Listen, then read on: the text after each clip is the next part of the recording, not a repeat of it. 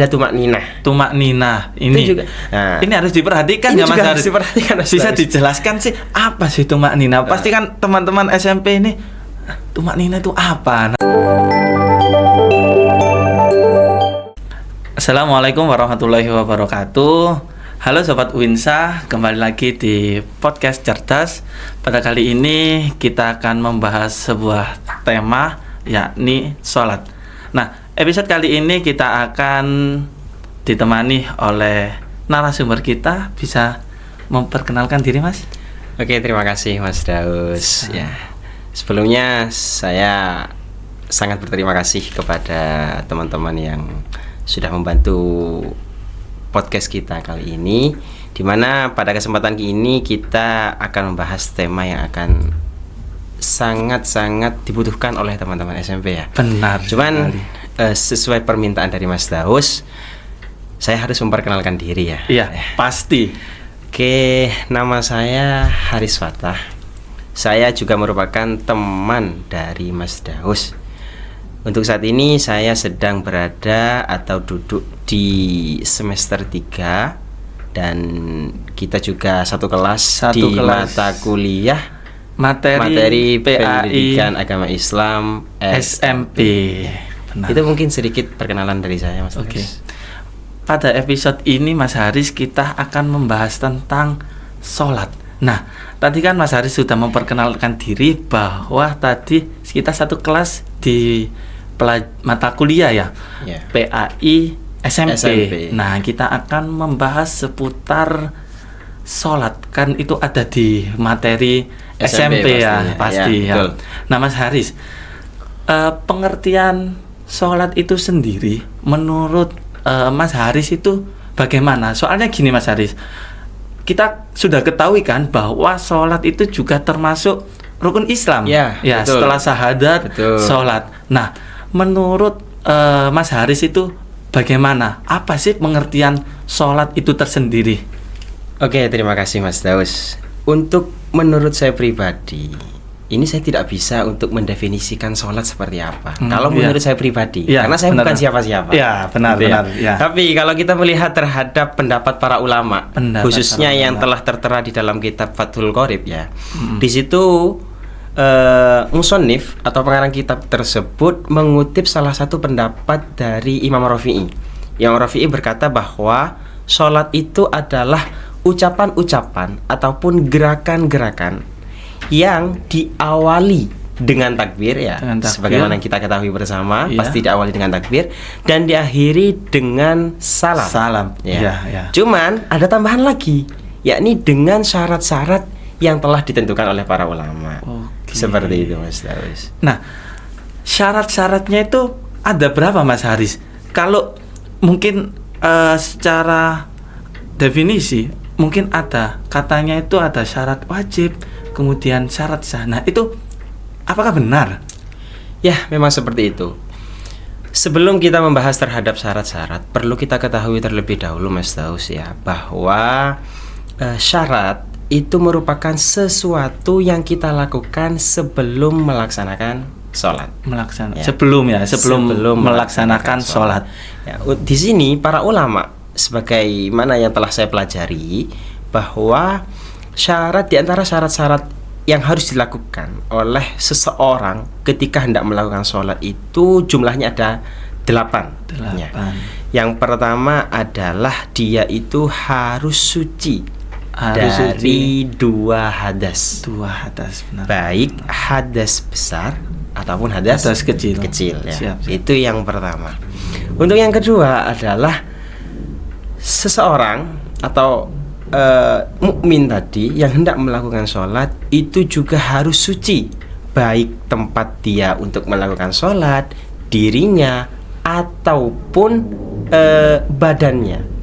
Ya, bajunya maksudnya, pakaian yang dikenakan untuk sholat. Pakaian yang dikenakan untuk sholat. Karena ketika kita melaksanakan sholat, kemudian pakaian yang kita pakai itu misalkan terkena najis, maka itu nanti dampaknya itu terhadap sholat yang kita lakukan. Bisa jadi sholat yang kita lakukan itu justru tidak akan sah Karena kenapa? Karena syarat tersebut tidak terpenuhi. Gitu. Itu untuk yang kedua. Untuk yang ketiga Mas Daus, syarat yang harus dipenuhi oleh seseorang ketika dia itu hendak melakukan sholat adalah dia itu harus mengetahui masuknya waktu sholat. Masuknya waktu sholat. Misalkan waktu zuhur itu dimulai dari kapan? Apakah dimulai dari matahari ketika berada pas di atas kepala kita, atau mungkin matahari itu sudah agak bergeser ke arah barat, atau seperti apa? Itu harus diketahui oleh seorang mukmin. Cuman untuk saat ini itu sangat mudah sekali untuk mengetahui waktu sholat ya. Sekalipun kita berada di tempat yang jauh dari masjid, mungkin kita sudah bisa menggunakan handphone atau sosial media untuk mengetahui terhadap masuknya waktu sholat. Iya, zaman sekarang kan zaman modern ya Mas Haris. Zaman modern. Iya, zaman. Nah, untuk syarat yang keempat ya, seorang mukmin yang hendak melakukan sholat, atau karena ini pembahasannya terhadap teman-teman SMP ya, maka teman-teman SMP yang hendak melakukan sholat gitu saja mungkin ya, itu harus menutup aurat Mas Daus. Menutup aurat ya. Harus menutup aurat. Nah, menutup aurat bisa dijelaskan ya, mungkin teman-teman supaya lebih mengerti lah, aurat laki-laki sama aurat perempuan. Nah, itu batasnya sampai mana Mas Haris? Nah, ini juga harus diketahui oleh teman-teman SMP. Harus ya ini. Karena sholat itu tidak hanya sekedar menghadap kiblat lalu takbir saja, tidak. Tapi juga harus mengetahui apa saja yang harus dilakukan ketika sholat itu, atau sebelum melakukan sholat. Lah, untuk aurat sendiri Mas Daus ya, para ulama, khususnya yang ulama Syafi'iyah itu sudah menjelaskan bahwa aurat seseorang antara laki-laki dan perempuan ketika sholat itu berbeda. Gitu. Untuk perempuan ya, saya langsung bahas tentang perempuan. Kenapa? Karena ini sangat urgent sekali. Siap. Untuk perempuan ketika sholat, seluruh badan itu merupakan aurat.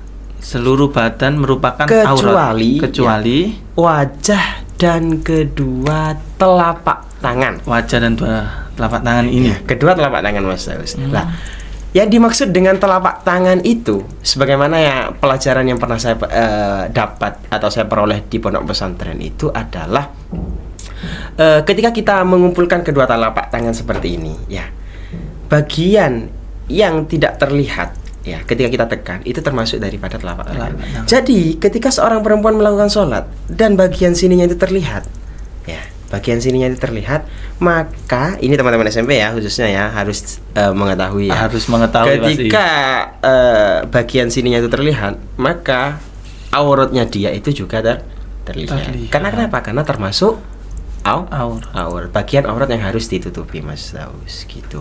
Itu untuk seorang perempuan. Nah, gitu. Untuk laki-lakinya? Nah, untuk laki-laki sendiri itu batasannya cukup berbeda dengan perempuan. Kalau perempuan itu seluruh badan kecuali wajah dan telapak tangan, berbeda dengan laki-laki. Kalau laki-laki itu adalah ma bainas surrah war rukbah, yakni sesuatu yang berada di antara pusar dan lutut. Gitu. Jadi kalau misalkan seorang laki-laki Mas Daus ya melakukan sholat hanya dengan menggunakan celana pendek yang menutupi antara pusar dan lutut, itu sebenarnya tidak apa-apa. Tapi cobalah kita bayangkan adab kita terhadap Tuhan itu seperti apa. Adab kita terhadap Allah itu seperti apa. Kita keluar kampus saja, dan sebagainya pakai pakaian yang rapi yang seperti ini. Apalagi kita menghadap sang ilahi gitu. Jadi ya juga harus diperhatikan. Ya. Nah, untuk syarat yang kelima itu seorang mukmin atau teman-teman SMP yang hendak melakukan sholat itu harus mengetahui terhadap kefarduan sholat. Harus mengetahui ya. Fardunya sholat zuhur, fardunya sholat asar, harus mengetahui terhadap fardunya sholat. Dan ya, yang ketujuh, tidak boleh meyakini satu fardu dari fardu-fardunya sholat itu sebagai sesuatu yang sunnah. Itu tidak boleh. Maksudnya fardu di sini adalah bahasa lainnya itu adalah rukun. Rukun-rukunnya sholat. Nanti kita bahas ya. Oke, kita bahas dulu ya. Dan yang terakhir itu adalah wajtinabul mubtilat, menjauhi sesuatu yang membatalkan sholat. Contohnya ini yang paling sering kita temui mungkin di teman-teman SMP ya, karena mungkin masih senang-senangnya bercanda. Ketika kita sholat itu kita masih temui teman-teman SMP yang ketika sholat berjamaah itu saling senggol kadang. Nah, gerakan-gerakan seperti itu kan yang bisa membatalkan terhadap sholat. Benar, gitu. benar, ya. Itu mungkin untuk syarat-syaratnya. Ya. Kemudian tadi kan ketika kita membahas syarat-syarat sholat, teman-teman pasti tidak lupa dengan yang namanya rukun ya Mas Haris. Nah, kita ketahui bahwa rukun itu ada dua. Ada dua, rukun qauli dan rukun fi'li. Nah, mungkin ya teman-teman SMP ini agar lebih tahu apa sih rukun qauli dan rukun fi'li dan perbedaannya itu bagaimana Mas Haris? Ini bisa kita kembalikan terhadap definisi daripada sholat itu. Sebagaimana yang saya ucapkan tadi bahwa sholat itu adalah ucapan-ucapan dan gerakan-gerakan. Nah, dari sini kita bisa mengetahui bahwa di dalam sholat itu pasti ada yang namanya ucapan. Ada juga yang namanya gerakan-gerakan yang dilakukan oleh seseorang ketika sholat. Benar. Jadi untuk rukun qauli itu adalah rukun yang sifatnya harus diucapkan. Iya. Seperti apa Mas? Seperti ketika kita membaca tasbih di dalam ruku contohnya. Untuk rukun fi'li itu sendiri itu justru kebalikan. Ya bukan kebalikannya, cuman rukun yang mengharuskan adanya gerakan di sana. Harusnya ada gerakan. Ya gitu. Kemudian setelah kita tadi mengetahui bahwa pengertian sholat, kemudian syarat-syarat dan rukun-rukun, tadi ada rukun qauli, rukun fi'li. Nah Mas, masa-masa SMP ini adalah kan masa transisi dari SD ke SMP. Nah, mungkin untuk calon-calon ya, kita kan calon pendidik ya, amin. Calon pendidik guru agama di SMP atau besok kita di SMA. Nah, kalau di SMP sendiri metode apa ya Mas ya yang cocok untuk kita terapkan dalam praktek ini atau dalam materi sholat ini? Oke.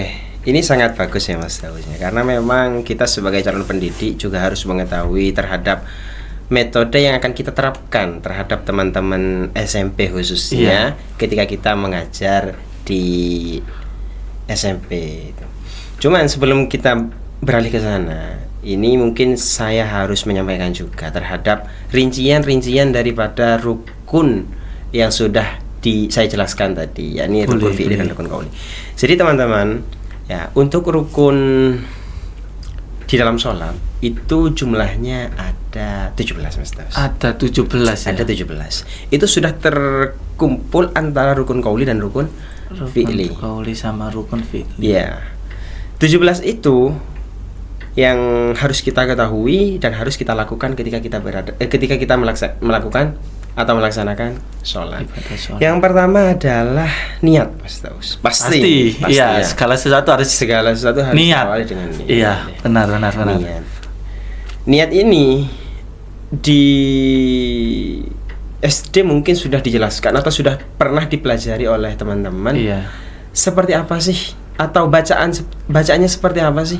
Ketika kita hendak melakukan sholat. Iya. Itu mungkin teman-teman sudah tahu. Iya, mungkin di TPQ Madin, di yayasan itu sudah pernah dipelajari. Jadi harus ada niat. Yang kedua adalah takbiratul ihram. Takbiratul ihram. Ya, itu juga harus dilakukan. Yang ketiga Mas Daus itu harus berdiri. Sholat itu harus dilakukan secara berdiri. Iya. Bagi siapa? Ya, ketentuannya ada di sini. Ya, bagi orang-orang yang mampu pasti. Bagi orang-orang yang mampu. Kalau misalkan tidak mampu, Pak, ya itu nanti akan ada pembahasan lain ya. Entah nanti dia itu harus melakukannya dengan duduk ataupun dengan tidur miring, dengan tidur terlentang, ataupun hanya dengan menggunakan mata. Kedipan mata. Kedipan mata. Kalau tidak bisa sama sekali, maka bisa dengan menggunakan hati, Mas Taus. Karena kenapa? Karena memang misalkan orang itu sudah tidak bisa dilakukan atau sudah tidak bisa melakukan sholat secara sempurna, maka yang namanya sholat itu hukumnya wajib. Mau seperti apapun dia, mau keadaannya dalam sangat berbahaya misalkan, ataupun sangat-sangat tidak bisa untuk melakukan sholat secara sempurna, maka dia itu tetap wajib untuk melakukan sholat. Sekalipun nanti sebagaimana saya sampaikan tadi, sekalipun sholatnya itu menggunakan hati. Apakah ini yang dinamakan rukhsah, Mas? Ya, betul. Ini juga termasuk terhadap rukhsah ataupun keringanan yang datang dari Allah Subhanahu wa taala untuk tidak membebani terhadap orang-orang Islam di dalam menjalankan ibadahnya. Oke, baik. Tapi Mas Daus, rukhsah itu hanya berlaku terhadap orang-orang yang tidak mampu. Kalau ada dia mampu, pengecualian ya. Iya, kalau dia mampu maka tetap wajib untuk berdiri ketika sholat. Ya. Yang keempat adalah membaca Al-Fatihah. Membaca surat Al-Fatihah. Wajib. Membaca Al-Fatihah itu hukumnya wajib. Ya, ini seringkali saya temukan teman-teman SMP khususnya ya, bahwa ketika membaca Al-Fatihah itu jangan sampai bacaan-bacaan di dalam Al-Fatihah itu ada yang keliru. Iya. Ketika di sana ada tasydid tapi tidak dibaca tasydid sebagaimana semestinya, maka itu dampaknya nanti terhadap sholat yang dia lakukan. Iya. Bisa jadi tidak sah sholat yang dia lakukan. Iya. Jadi harus diperhatikan setiap lafadznya, setiap hurufnya.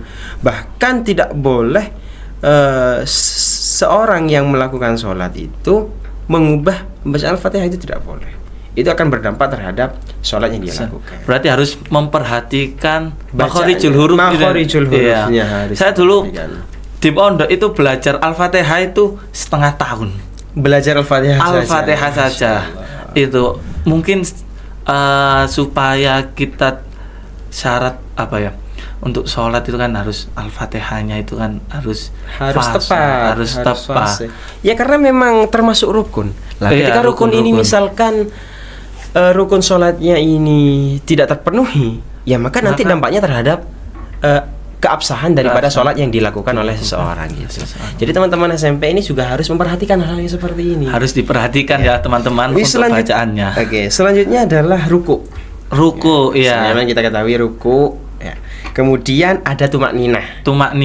Ini itu juga. Nah, ini harus diperhatikan ya Mas. Harus diperhatikan. Bisa dijelaskan sih apa sih tumak ninah? Pasti kan teman-teman SMP ini tumak ninah itu apa? Tumak ninah itu apalah? Tumak ninah itu adalah berdiam sejenak dengan perkiraan membaca tasbih sebanyak 3 kali. Berdiam sejenak ini dengan artian misalkan seorang itu sudah melakukan ruku, dia itu tidak langsung berdiri. Sebagaimana kita ketahui di sholat tarawih yang viral. Iya. Ya, ketika bulan Ramadan. Berapa menit itu sudah? Berapa menit sudah selesai. Ya. Nah, itu saya kira dalam sholat tersebut itu tidak ada yang namanya tumak ninahnya. Salah satu rukun yang harus diperhatikan gitu. Nah, ketika tumak ninah itu tidak dilaksanakan, berarti keabsahan sholatnya juga harus dipertanyakan. Iya. Karena itu merupakan sesuatu yang sangat harus diperhatikan. Ya. Jadi kalau misalkan sholatnya ketika ruku langsung berdiri lagi, itu sudah dipastikan di sana tidak ada yang namanya tumak ninah. Seperti itu Mas. Kemudian yang ke-7 ada yang namanya i'tidal. I'tidal itu berdiri setelahnya ruku tadi. Kemudian ketika i'tidal ada juga yang namanya tumak ninah di dalam i'tidal. Karena memang tumak ninah ini harus diperhatikan ya. Yang ke-9 ialah melakukan sujud sebanyak 2 kali. Ya, sebagaimana kita ketahui bersama ya, bacaan di dalam sujud dan di dalam ruku itu juga berbeda. Kalau di dalam ruku itu subhana rabbiyal azim, kalau di dalam sujud itu subhana rabbiyal a'la. Benar. Dan juga ketika sujud yang nomor 10 rukunnya itu adalah tumak ninah di dalam sujud. Setiap gerakan pasti ada tumak ninah. Iya. Yang nomor 11 ialah duduk di antara dua sujud. Nah, ini juga harus diperhatikan. Ini. Khawatirnya teman-teman itu tidak sampai duduk, melainkan cuman sekedar beranjak dari sujud, kemudian langsung sujud lagi. Tidak sampai duduk. Ya, ini juga harus diperhatikan. Yang ke-12 ialah tumak ninah di dalam duduk di antara dua sujud tadi. Yang nomor 13 ialah tasyahud akhir. Kemudian yang nomor 14 itu adalah duduk ketika tasyahud akhir. Gitu. Benar. Yang nomor 15 Mas Daus ialah membaca sholawat kepada Nabi Muhammad Sallallahu Alaihi Wasallam. Jadi membaca sholawat itu sudah tertera di dalam kalimat tasyahud akhir. Di dalam lafaz-lafaz tasyahud akhir itu sudah ada yang namanya sholawat kepada Nabi Muhammad Sallallahu Alaihi Wasallam. Itu juga harus diperhatikan.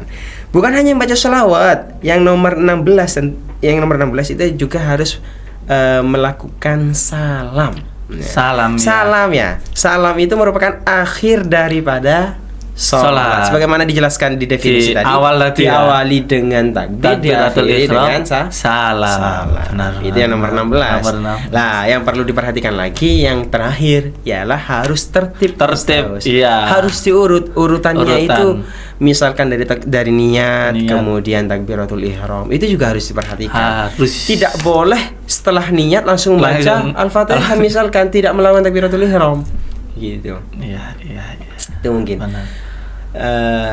Kembali terhadap apa tadi Mas Tas? Ini metode apa yang cocok tadi Mas untuk pengajaran, kan kita kali ini kan di materi PAI SMP. Nah, kan tadi sudah saya singgung kan, masa-masa SMP adalah transisi dari sekolah dasar atau madrasah ibtidaiyah menuju ke SMP. Iya, gitu. Betul. Nah, soalnya kan kalau niat sudah dipelajari di mungkin madrasah ibtidaiyah atau MI itu sudah mempelajari niat dan sebagainya, kemudian di TPQ matin itu pasti akan, tetapi kan sebagai guru kita juga harus membimbing kan.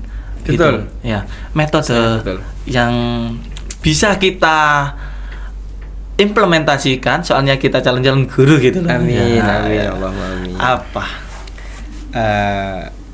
Kalau melihat dari yang pernah dilakukan oleh guru-guru saya ketika di pondok, saya bisa menyimpulkan bahwa metode yang harus dilakukan ini bukan berarti metode-metode yang lain tidak cocok untuk kita lakukan ya, untuk kita aplikasikan di materi pendidikan agama Islam, khususnya ketika membahas tentang sholat ya.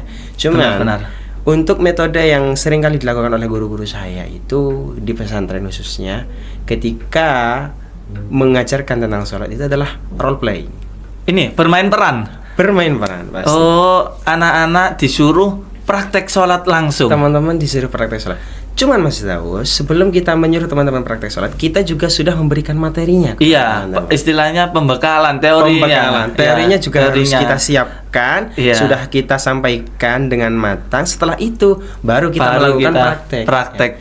Tidak hanya guru yang berperan di situ, tapi teman-teman atau peserta didik itu juga berperan di dalam pendidikan. Di dalam pembelajarannya.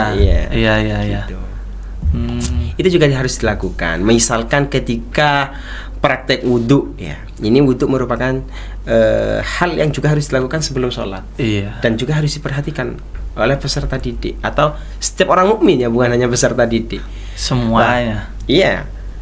Ketika seorang guru itu hanya memberikan materi saja tanpa adanya praktek, maka saya yakin mungkin akan sangat banyak sekali teman-teman yang masih bingung bagaimana cara melakukan wudhu yang sempurna. Ngambang istilahnya. Masih ngambang. Ini tuh bagaimana? Soalnya apa Mas ya? Dalam siswa atau peserta didik itu pasti kita ketahui bahwa metode atau gaya belajar mereka kan bervariasi. Maka dari itu kan kayak kita di mata kuliah model strategi pembelajaran itu kan ada yang namanya pembelajaran berdiferensiasi, kemudian jigsaw dan lain sebagainya. Itu kan untuk mengatasi gaya belajar mereka yang bervariasi kan ya. Tuh. Nah, jadi untuk metode ini sangat cocok diperhatikan oleh guru mungkin. Iya. Ketika dia itu membahas tema tentang sholat, khususnya di materi pendidikan agama Islam SMP, ya. Karena memang kalau hanya kita memberikan terhadap materinya saja, itu ya sebagaimana saya katakan tadi akan ngambang, benar. Akan hanya tergambarkan saja, tapi tidak tahu bagaimana yang harus dia lakukan. Gitu. Jadi harus dipraktikkan juga. Bisa jadi ketika misalkan sudah masuk waktunya zuhur, seorang guru itu mengajak teman-teman atau siswanya untuk pergi ke kamar mandi melakukan praktek wudhu. Diawali dengan praktek wudhu. Iya. Guru di sini tugasnya adalah memperhatikan dan juga membenarkan terhadap wudhunya teman-teman yang mungkin masih kurang sempurna di situ. Kan kadang sampai siku. Nah, batasnya siku itu mana? Kan itu bisa diperjelas di situ. Bisa dijelaskan. Kemudian bisa menambahkan sunnah dari wudhu dan sebagainya. Itu kan perlu diperhatikan. Misal doa sebelum wudhu, setelah wudhu itu kan juga harus diperhatikan. Kemudian setelah itu seorang guru mengajak murid-muridnya untuk melakukan sholat jemaah. Itu juga termasuk daripada teman-teman atau peserta didik yang terlibat di dalam pembelajaran. Gitu. Jadi benar. Tidak hanya guru yang berperan, tapi murid pun juga memiliki peran di sana. Benar. Gitu. Iya. Nah, sudah untuk materi PAI SMP ini kita tadi membahas tentang sholat. Sudah dijelaskan apa sih pengertian sholat, kemudian syarat-syarat sholat dan rukun-rukun sholat, dan tadi sudah dijelaskan sama narasumber kita bahwa metode-metode apa yang cocok untuk pengimplementasian kepada anak-anak SMP. Oke Sobat FTK, mungkin podcast episode kali ini berakhir pada hari ini ya. Nanti mungkin kita ketemu di lain waktu ya. Amin, ya Mas Haris. Nanti mungkin kita membahas tentang fikih-fikih lain ya. Tadi kan ini sholat. Oke, saya ucapkan terima kasih Mas Haris atas waktunya untuk menjadi narasumber, dan terima kasih kepada seluruh teman-teman yang terlibat pada podcast pada hari ini. Kurang lebihnya kami pamit undur diri.